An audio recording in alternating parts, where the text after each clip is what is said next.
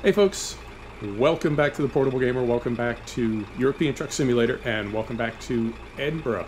So, yeah, the game did patch up. We are 1.32.3.14s, I think, and it did bump us back to Reims. And we were in the middle of a job. We had pulled into a fuel station to sleep, but we were on our way to Edinburgh, so I just went ahead and teleported to Edinburgh. Let's just get driving. I'm all scattered now. Let's just get driving, and we'll figure out what's going on. So we'll get a map up here. I just picked up a load of cheese, delicious, and we're gonna take this up north to a Tesco of all places. We're gonna take this up north, and while we're doing that, I'll tell you what's going on with this game, and I'll tell you some things that are going on with other games. If I can remember how to get out of here. Yeah, man, it's a Sunday morning, and I'm scattered, man. I'll be real with you. I am like a hot mess right now. I didn't sleep well. I slept about 3 hours. I did not sleep well, and yeah, I'm just kind of all over the map. I just had some coffee, and you know, I know coffee is not sleep. You know, I know coffee isn't sleep. It sort of seems like it is, but it's not. We know it's not. Still good over here. Still good over here. Coffee isn't sleep, but it's the next best thing. Now, it is a Sunday, so when I'm done with this, I can put it into render, and I can go back to sleep. But for now, I'm a little bit, you know, not all there. Not all there. So, good traffic circle etiquette. Right. So right out there. Right out there. Drop the lift axle. Boom. So yeah, I didn't feel like... Get out of the hammer lane here. Sir? I didn't feel like starting from Reims again, although, here's what's funny. It's too early to go to Iceland. So there's really no reason for us to go north, because when we get there, we're just going to turn around and head back down south.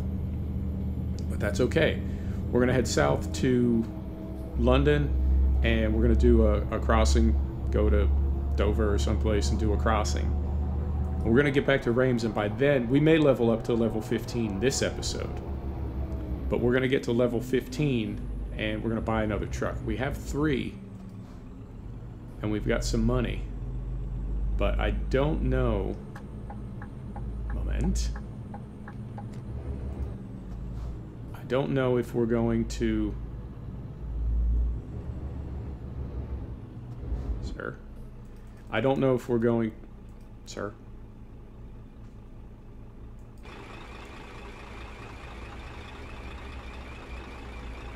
Alright. I don't know if we're going to buy a 4th truck, because we have a 2nd garage now. We've got a garage in Bergen. I don't know if we're going to buy a 4th truck, or if we're going to trade our Volvo in. I'm really not a Volvo fan. And the Ohaha Volvo, as far as I know, at the moment is not available for 1.32. I've heard that he handed that project off to somebody else, that someone else has made another, I don't know, using the Ohaha as a base. They've made something. I don't know, man. I can't always keep up with mods. Oh, I hope nobody ever lets me over. I just want to stay in this lane. There we go. How about now? Nope, not quite yet. How about now?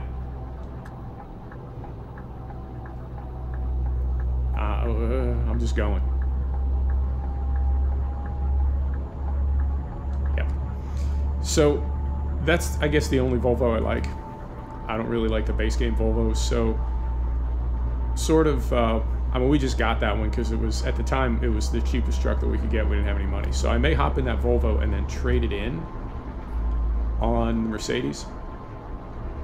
I may keep the Volvo, buy a Mercedes, so we have 4 trucks. I don't know. We'll see. And I also Also saw some of the cast trailers now say that they're buyable. I want to look into that because I think those trailers are beautiful. I remember before trailers were buyable. I remember before you could buy your own trailer.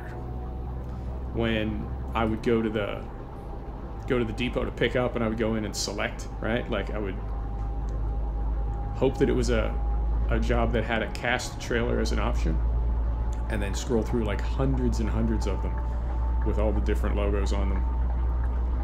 Because I really like those trailers, and now they're buyable, so we can just, you know what I'm saying? We can just buy our own. But I saw the notification in the Steam store, and I think that's the case, but we'll have to take a look and see if we can actually buy one of those. So if we trade in the Volvo, then we'll have some money left over. Maybe we can buy a cast trailer. If we just buy a fourth truck, then we might not have that much money.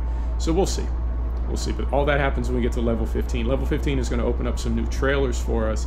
Level 15 is also going to open up that Mercedes, which I have to say, I really appreciate. At the time, you know, when I first downloaded that, when I first saw that, and I saw you had to be level 15, I was like, oh, that's dumb. That's going to take forever. I want it now. And there are a lot of mod makers that will make their truck available, like with all options available from level 5 or something. And I get it, you know, they made something and they want people to use it. Totally cool. But I like mod makers that make their stuff like the regular. Wow, those trees are really just popping off that visor. Wow, everything is popping today. You seeing this? Getting a lot of pop-up. Normally things fade a little more, but I'm getting a lot of pop. That bridge just popped in. Huh. Okay. Well, the game did patch, so could be loading textures, or it could be that they're still sorting things out.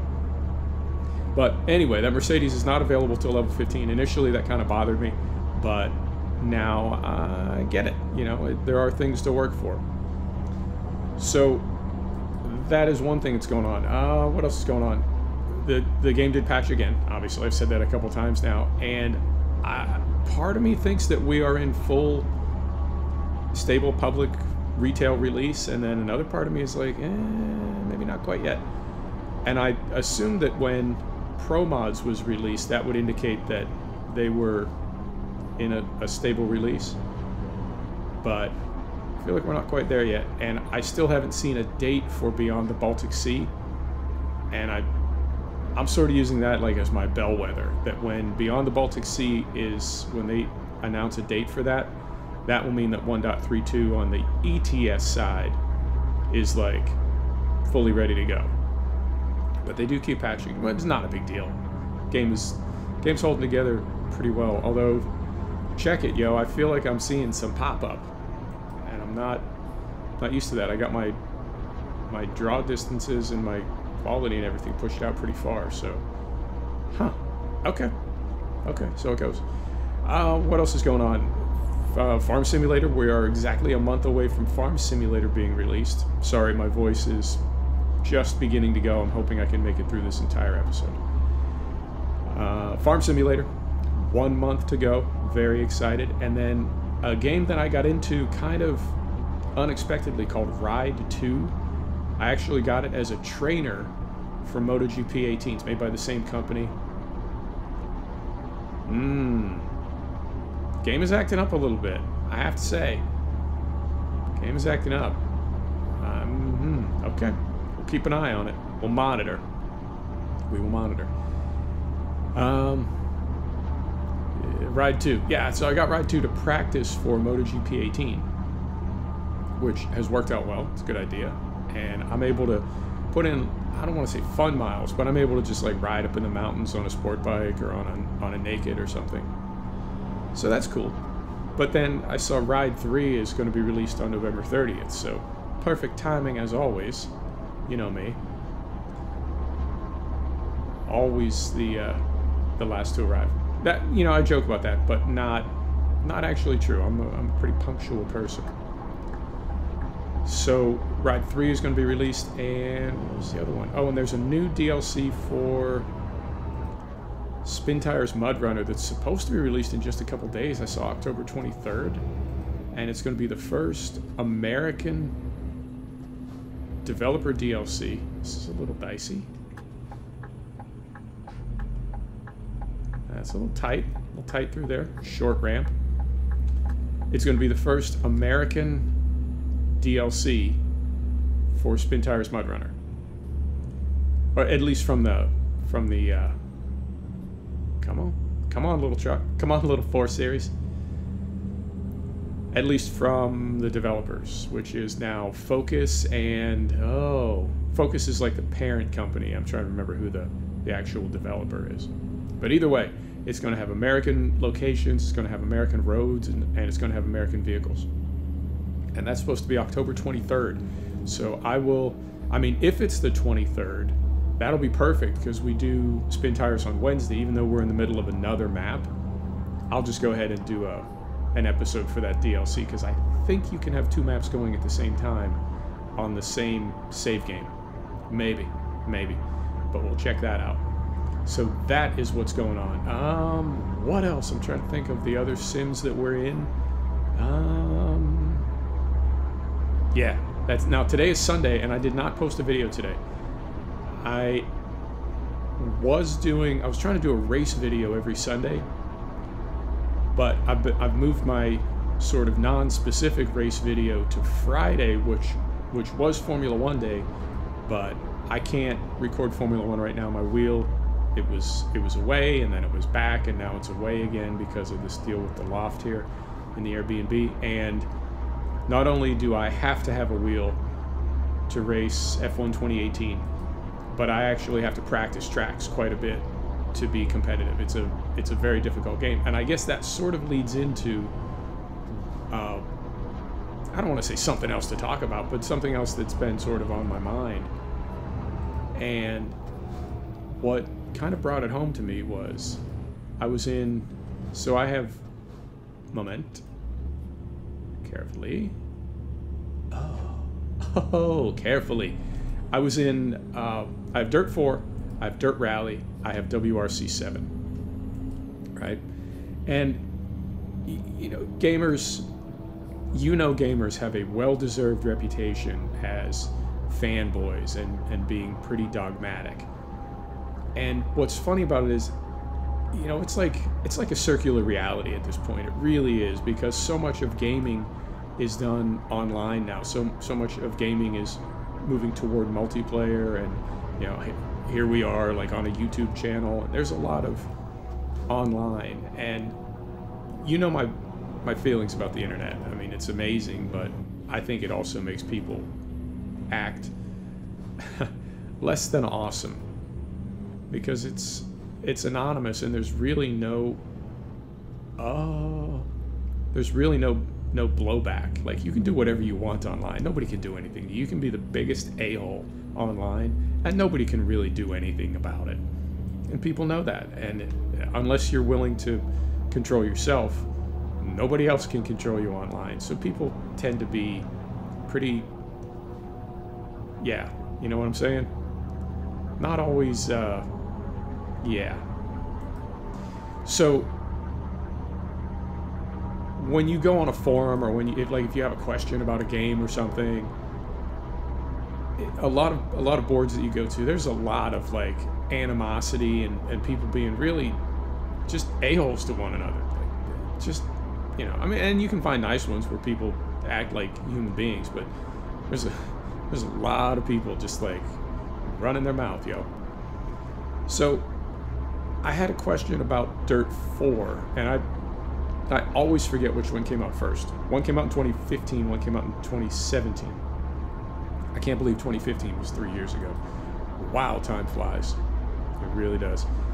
And there have been some updates for it, but I mean, if I had to break down WRC7, which came out last year, and then Dirt 4, let's say Dirt 4 came out last year and Dirt Rally came out in 2015, but if I had to break them down, what I would say is, getting kind of dark up in here, what I would say is WRC7 is the most,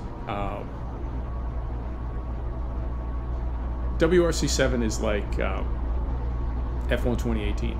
You can free play, but it's clear that the game is really not designed for free play. The game is really only designed for career mode. To the point where if you want to do a single rally, it's more or less just practice for career mode. Like WRC7 really pushes you into career mode hard. And that's cool. I kind of like career mode.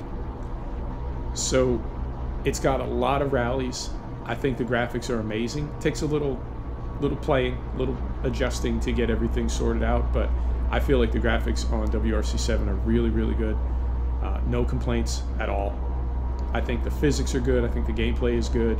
I mean, it's just, you're just driving a rally car in rally races. So as far as gameplay, like it's pretty straightforward.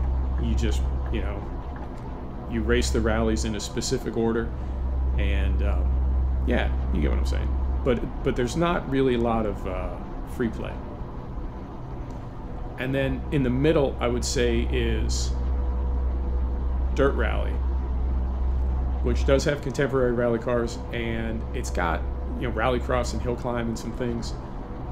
And there's more of a free play aspect to it, but the thing that I like about it is it's got a ton of historic cars. So WRC7 just has the cars from like this year. It doesn't even have, you know what I mean? It's like, it's just like F1 2018. It's got one season of one racing discipline, and that's it. But there's not, you know, not a lot of Easter eggs. You're not, yeah. So Dirt Rally does have historic cars and doesn't have a ton of locations. I was going to say tracks, but I guess it makes more sense to call them locations. It doesn't have a ton of locations, and it doesn't have a lot of, I mean, you can free play, but same thing, it's really pushing you toward career mode, to the point where, you know, the first few times that you play it, it's like, I just want to drive a rally car. It's like, no, son, you're going to be doing a career. Okay. And it does have some team management, but I say some, more than some. It's got a pretty good team management aspect as far as hiring a crew and, you know, developing your car and that sort of thing. Graphics, I think, are probably the best of the three. Really good graphics, very immersive.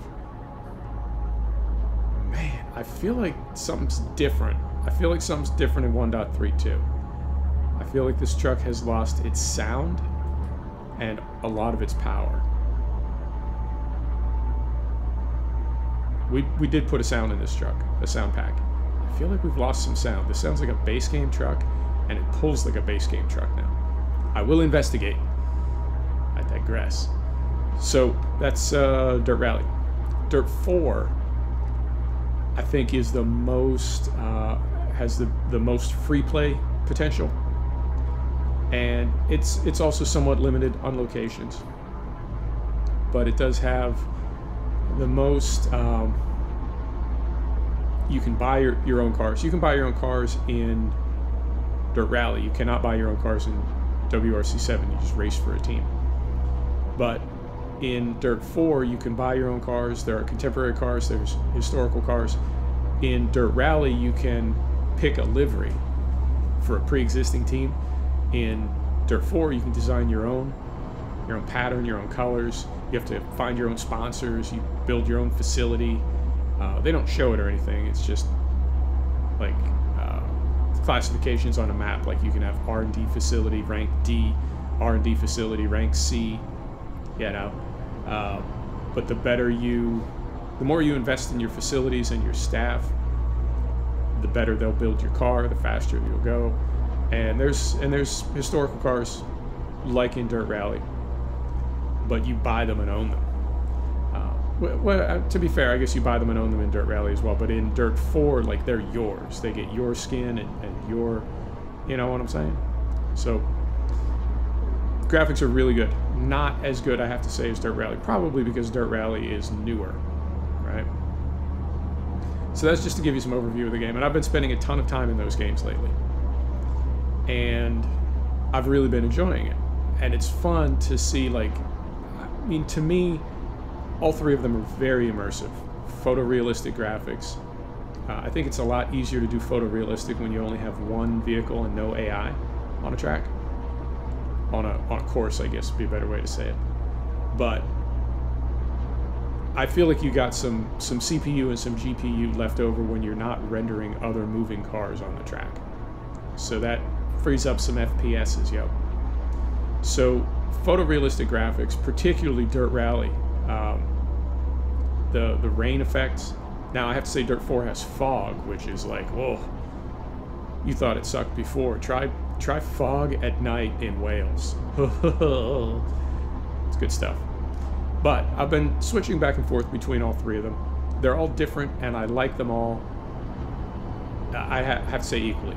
If I had to pick just one, that's tough. Because each of them is really a standout at something. But I think if I had to pick just one, I might go with Dirt 4 because of the variety of cars. There are some courses, and it does have that free play aspect that some of the others do not. So, but I don't have to pick one, and it would be tough if I did have to. So I had a question, I go online, and God, man, to see the way people light these games up, and it really got me thinking about us as a gaming community and just how hard we are on games and game developers. And it really has, I feel, evolved to the point where it's a lot like movies. It really is. And you know, the thing about movies is, yeah, we're loading differently than we were, and I don't know if it's patch. I don't know if it's pro mods. I don't know what's going on, but the game is scaring me, I have to say. Come on, little game. So, it used to be video games were like a different category.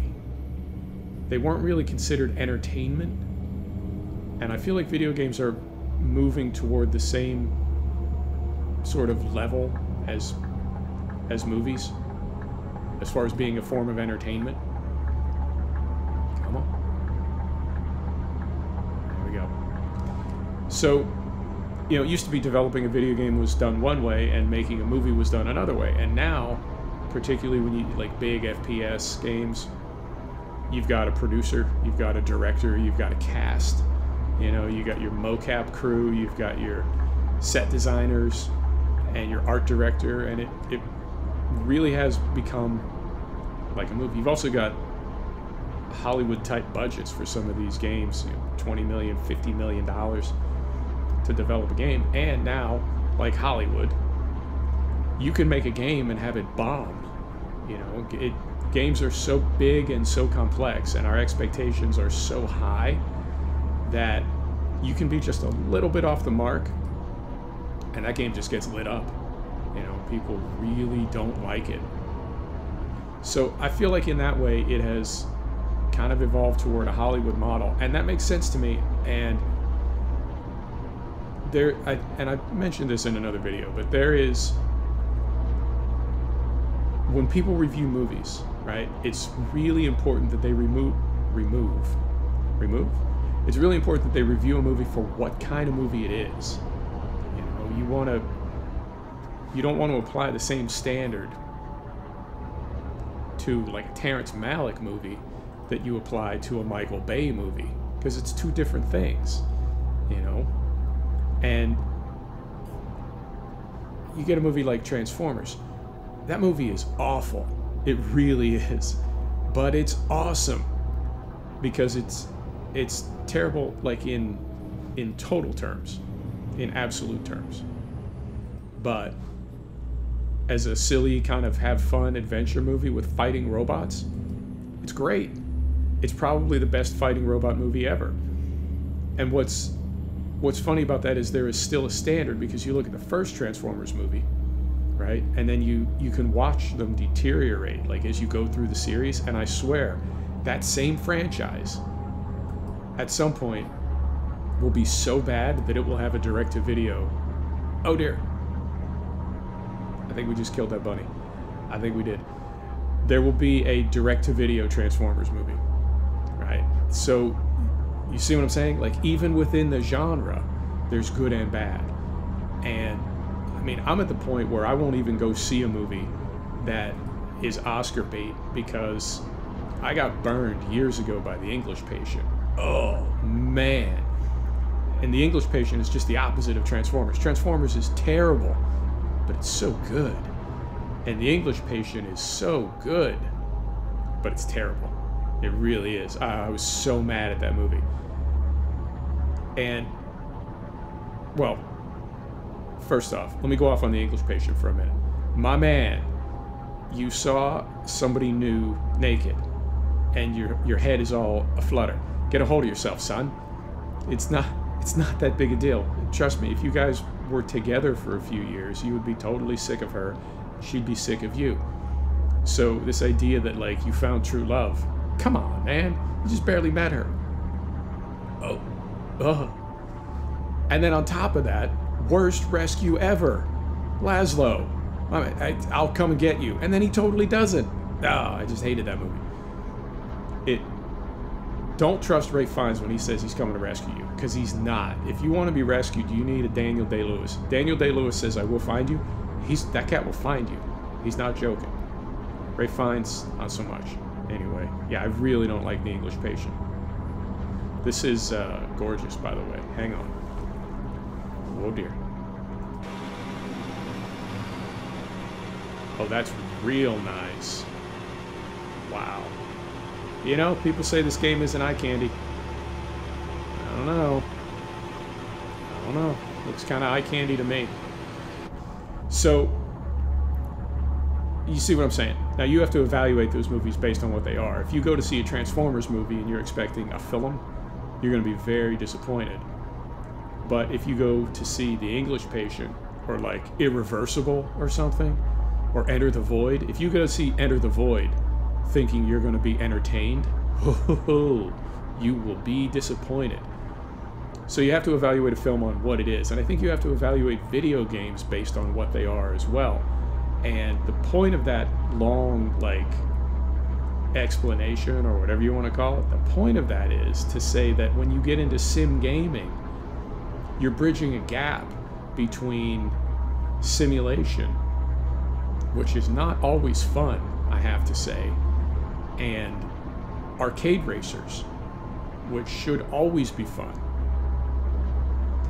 So when I'm rallying, when I'm trying to rally, and just getting so frustrated because it's so incredibly difficult, you know, and like you absolutely cane the car through the woods to the point where you are just about wadding it up in every single turn, just driving the car well beyond your ability to drive a car. And you get into the checkpoint and you're 27 seconds off the pace, and it's like, where could I possibly have found 27 seconds in the past 4 miles? It's so hard. To me, that's not fun, but it is fun, and it's very satisfying, but it's not fun like Wreckfest, right? Or Grid or something. It's just fun. The Crew. It's just fun. So as I was reading through these comments and seeing people light up Dirt 4 and Dirt Rally and WRC 7, games that I really like and really enjoy, it really got me thinking about like how hard we are on video games and where our expectations are. And I know on one level that is driving the video game industry, and I think that's great. But I think on the other hand, you know, I don't want us to turn into like the New York City style movie critic that just hates everything, or the music critic that hates everything. You know, I haven't even listened to them since they lost the original drummer. I don't even listen to them on CD, only on vinyl. You know, that guy. You know what I'm saying? I haven't listened to any of their stuff since the singer OD'd on heroin. It's been all downhill since then. And it just seems like such a like you're really missing out if you have expectations about games that are, I don't want to say unrealistic, but if you're expecting every game to be exactly what not what you want it to be, but you know what I mean? I don't know if I'm saying this right. I feel like we all need to make an effort to evaluate games based on the kind of game that they are, not on the kind of game that we thought they would be.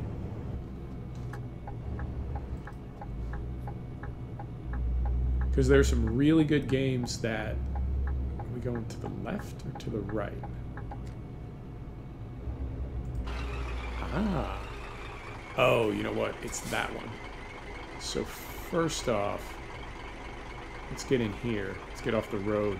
I think this is my least favorite place to park. Oh, if we can even get in here. Get around there. Get around there. I don't know if we're gonna have enough room to like even swing that tail around. But we're gonna give her a go. Oh yeah, we should be able to do this. Maybe, maybe. It may take us 2 swings to get the tail turned, but from there I think we can just back it straight up. All right, here we go. Beeper coming on. I know I can turn that off.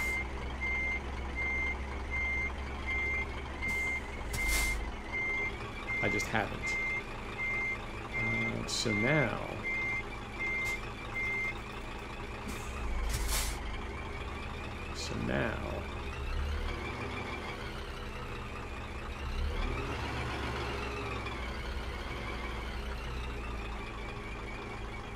Alright. Okay, that worked out. This one is... I have to say, this one's a little different. There's one in ATS where, like, if you're looking back at the goal right now, the target, if you were to rotate it 90 degrees to the right and then slide it back sort of into the corner, there's one where you have to like back it up and then back it around the corner, and that is one that I really fight with. So yeah, you get what I'm saying. It's amazing to me to play a game, to play a sim, and really enjoy it, and go online and just see people absolutely pick it apart and straighten it out right now. Before everything goes all haywire, just straighten it out right now. To see people pick it apart, and if it's a game that you've spent time in, that you can like read what they're saying and think like, no, you could be wrong. You might be wrong about that. Like, I've played that game and I don't know what you're talking about. So let's get unloaded. I'll tell you what's going on. How'd we do? We made some money. That's a good thing. Did we level up? Oh, not even close. Okay. So here's what's going on. It is October. It's too early to go up to Iceland right now. Can we zoom out? Nope. It's too early to go up to Iceland. I want to go up to Iceland after the snowfall. So what we're going to do is we're going to head back down through the UK. We're going to get down here and do a crossing. Dover, Plymouth, somewhere. We're going to do a crossing. And I'd like to get down and explore some of these new parts of Spain. And then I'd also like to explore Greece a little bit, particularly this island way out here. And then, I don't know, maybe head north. And at some point we can just hop back to Reims and buy a new truck, because we will be at level 15, probably within 1 or 2 episodes. We can go to level 15 and get ourselves a new truck. But anyway, I think that's going to do it for today, folks. Thanks for stopping back to check out The Portable Gamer. Thanks for joining us for another episode of European Truck Simulator.